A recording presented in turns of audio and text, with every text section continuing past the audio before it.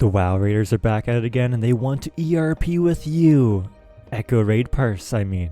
What do you think I meant, you creep? Somehow, the modding situation with Final Fantasy XIV only seems to be getting worse with each passing week, and this player showed the world what modding could look like in the future. That and more coming up, but first, welcome in everyone. My name's Avasi and this is the weekly recap for Final Fantasy XIV.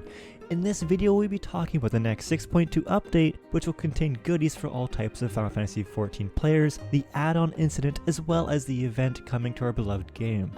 We finally have news on the Moonfire Faire event for 2022, including its release date and rewards that are, of course, gender locked. But let's be honest, that won't stop the ERPers from going absolutely crazy about these new glamour items. The new armor set in question is the Summer Sunset, a fitting name for the amount of nighttime activities that will take place in these outfits. It's a little bit disappointing to see that these two very unique looking sets for the male and female versions are not actually different pieces, but rather just different looks depending on the gender of the character that has them equipped. We were led to believe that the days of this were done, considering the amount of gender unlocking of gear that has happened since the release of Endwalker.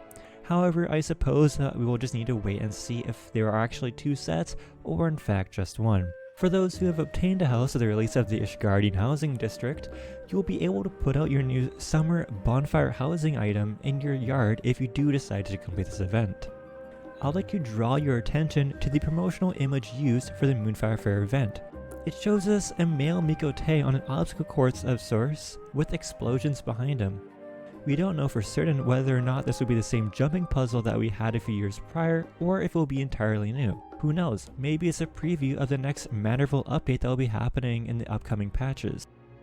We'll be able to find out on August 10th when the event officially goes live to see for ourselves. Next, we're going to talk about the special site updates. Gone with the basic list, in with the preview. Story spoilers beware, skip to the time shown on the screen if you'd like to skip spoilers for 6.1 and 6.2. The headline of the story reads, "What secrets slumber in darkness eternal?" A quote that I can only assume is referencing Xenos' Reaper avatar or the 13th, the world that the main story is pushing us toward. Square Enix decided to also show us a few images of Vertra, Sid and Nero and Thavnir, as well as our character standing in front of what looks like to be the avatar of Xenos. To go with these images, we were also given a little bit of story teaser. 5 millennia ago, the great worm Asdaya vanished into the void, and for long years, Vertra had despaired. With the encouragement of his people, however, he has found the resolve to search for her, and sets forth the Warrior of Light for a world engulfed in darkness. The dungeon for this patch is directly linked to Vertra's request, and it is called the Fell Court of Troya, where us, the Warriors of Light, will be traveling to the 13th, likely in search of Asdaya within the Void-Sent Castle. The images shown do honestly look very impressive too. It does go to show how far we've come since Stormblood and beyond, from graphics to level design and even enemy design, as seen in the next image. We're shown the party fighting a group of floating demonic-esque heads, crying blood from their eyes and tentacles coming from their faces. It honestly has me really looking forward to whatever Yoshi P and team have in store for us in the upcoming dungeon. The site then goes on to remind us that the next Unreal trial for 6.2 will be Sephiroth Extreme, a trial that they have told us that they had already tuned down just for Unreal, and has already been nerfed after the remove of permadeath after falling from the platform. A guide will be made shortly after 6.2 goes live, so look for that. And remember to get your ultimate weapon kills in before it's too late. 6.2 isn't just for veterans of the game, however. The next wave of MSQ revisions is here, bringing us an updated Good King Mogomog fight, finally, as well as removing of the Steps of Faith trial completely, replacing it with a solo fight. I for one am very glad to hear that the Steps of Faith will be finally removed from the roulette, as the fight currently is, well, just simply boring. All he does is walk in a straight line and step on you, and no, not in a kinky way, in a very, very deadly way, like send you flying 10 feet back in complete agony. It'll be interesting to see what they do with this encounter, as they will have full creative liberty to change it and how we fight the dragon on the bridge, and modernize it for the new player experience. In this update, we will also be receiving duty support for Snowcloak, Keeper of the Lake, Somol, the Airy, and the Vault. The last one is very interesting. Surely every player of Final Fantasy XIV remembers the vault and the iconic scene that follows, so it'd be worth looking at what NPCs we will actually go into it with, and who knows who we will actually see. It's honestly quite amazing the amount of love and care that the team are showing in the previous versions of the game. Things that we were seen as tedious then, and making it easier for new players to hop right into the game without having to worry about all of the ARR fetch quests or long queues for niche dungeons and trials. I do hope this isn't the last update that they'll make to the old experience for what everybody has been waiting for, Island Sanctuary. We thought we would need to wait until the live letter for updates, however that isn't the case. This morning, the special site got updated and we were given 2 images of the island, showing a full beach that was in the original preview, as well as a river it seems, and with what appears to be a volcano in the background. I would like to point out that outside the beach, it doesn't really look like there's any places for buildings. I would say that, but in the first image we see, it's possible to make out what looks like to be a hut, as well as some minions as well. That means that there very well could be multiple places within the island that you could set up your base and various buildings, which looks very, very exciting. The bit of information that we receive at the bottom of the image doesn't really give us anything new to grab onto though.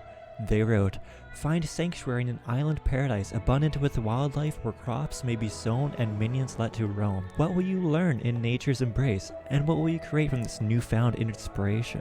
Make ready to set sail, for your hideaway awaits." Pretty much the same thing that we were told previously, being able to let your minions roam free as well as gather and craft, all without using a single piece of gil. It is also very important to note here that it plainly says patch 6.2 for the island, meaning that a speculation that it'd be coming before the 0.25 patch.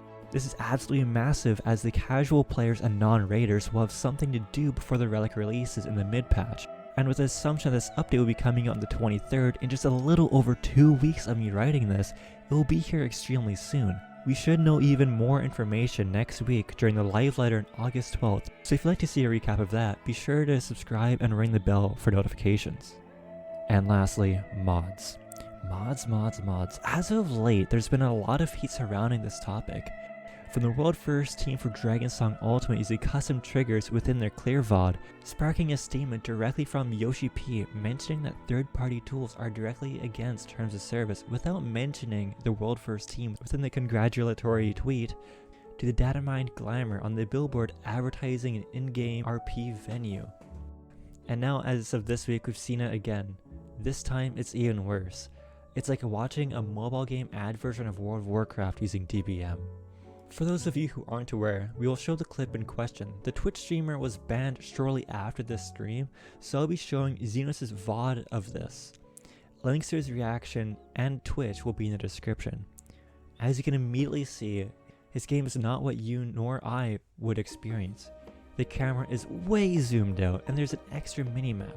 His basic rotation is completely missing from his UI even though he can play it perfectly, and the massive correct text on the screen and the overlay showing exact positions of the ice. There are also a few UI mods that I won't mention, as I personally believe that they should be within the game already, but I do feel like it is important to cover this topic as a whole.